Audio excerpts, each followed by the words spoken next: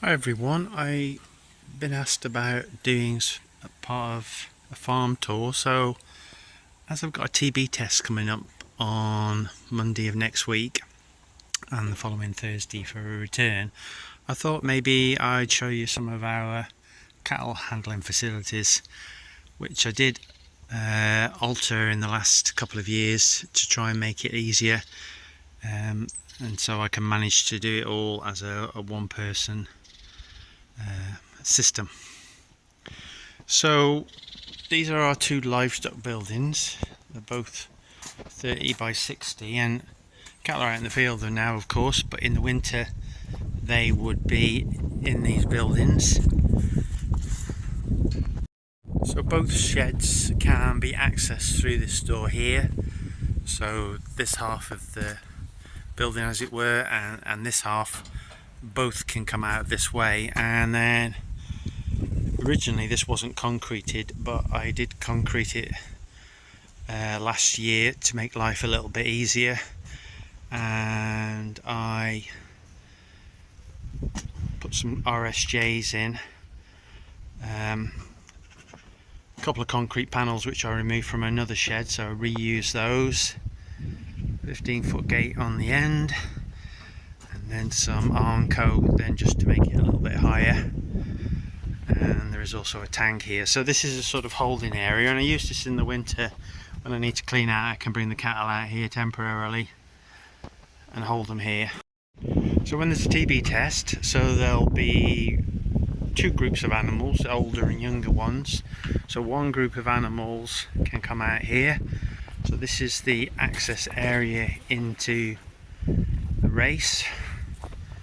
So again, I put some sleeper barriers with some Armco to make some secure fencing.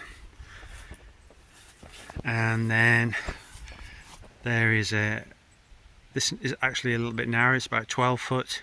There's a gate that can come round over there and shut that area off, as well as up to 15. And then at this top end there is another gate here. This is 10 foot, so I can pen them up in this end. It's also quite useful when I need to sort out animals. So that locks into here. So then I've got a smaller group here.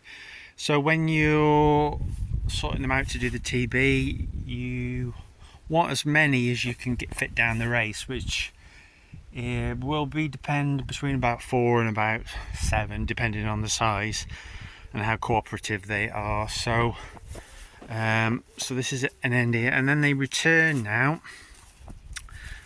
through this gate here, which I think is made out of an old cubicle or something like that, and then they go down here. So the race area is about 25 feet, and then there's a crush at the end. So I'll just walk down. Again, we've got some crash barriers here for secure. This came from another old farm, and we concreted it in. I think Dad concreted it in when he did the yard. It was a little bit low because it had been cut off from where it was, so I had to put a bit of an extension on it. And then here's our old cattle crush. It did originally have a wooden floor, but that rotted out, so I fixed it by welding it to the race, and then I've concreted the floor. Just an old-fashioned one. It's got a gate at the back, and there's a bar you can put in here, and then there's a head yoke. You can just move this handle, and then you can hold the head. If I just climb out, I can show you. So yeah, so you can open that head up. Doesn't work so well with little ones, you can't really hold them. The head slip through. There is some adjustment on this bit here, but it's already in the shortest place. There was tin on both sides of this, but I ground it off this side to make it easier for the TB tester to access the neck. So, and then when they come through here, gate on the front, and then depending on how you work it, so there's a gate here so they can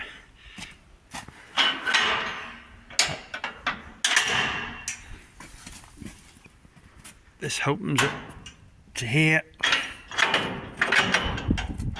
so they can go back into the shed through there, or if necessary, I'll just shut this back up, we can open this gate this way, and then they can go back through and you can go back out to this area if it's clear. That 12-foot gate there swings round and locks into this post to shut those in behind. And there is a paddock here. So originally when Dad was farming here, it was slightly different. The race was actually at the far, sorry, I'll say that again. I mean, the crush was originally at the far end of the race, and the cattle came out of the shed through this gate. Oops, I open it up. And there was another 8 feet of race. You can see here where I've cut it off. That gate fitted onto there. There was a little gate at the end, but the problem with that was this is 30 feet wide, 60 feet long. It was a big area, and in order to try and pen them up you had to carry gates in. So there's hinges here on this pillar, so you had to carry gates in, and then you had to try and pen them up and get them in to funnel them in. So when I was on here farming on my own, I found lifting and hanging gates is a bit of a ball's ache doing it yourself, so I wanted to make it a little bit better. So I had a look at some other systems and how people had it, and decided that the better thing to do was to have them outside. So that's why I made the holding area in the paddock, so they go up the far end and then they come back down the race through the crush and back in. And because they're going back to where they know, they're generally easier to come in. Before they came out of the shed, so out of the dark area into the light, excuse me, up the race through the crush, and then in the summer they went through a gate and back into and they used to go in the paddock, but in the winter they used to just run around in this yard, and then they went, you'd have to then pen them all up and try and get them either through this gate or the door at the end. So I find it much easier, and I manage quite well. Also use it as well for when I'm loading up cattle. I can get them in the holding area. I can sort out, I'll just go back, it'll be easier to show you.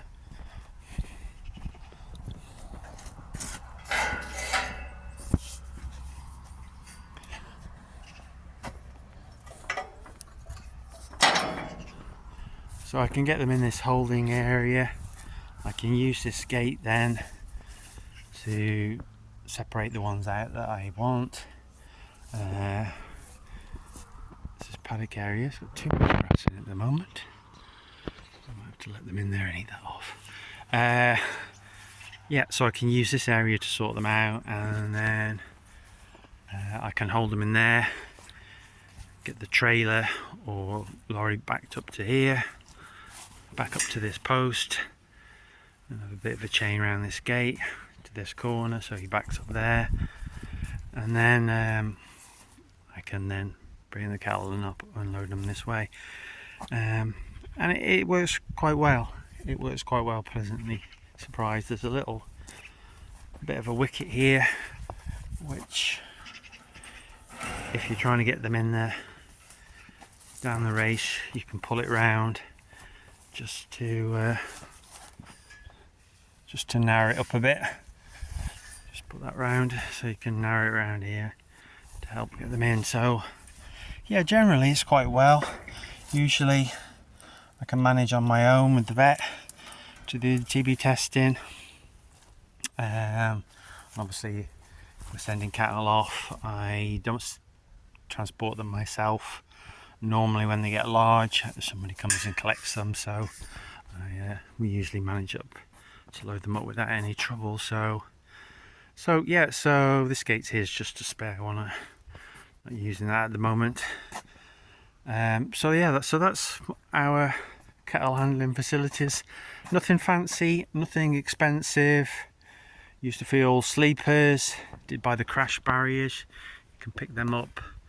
There's a dealer not too far from me, sells them I think for about £23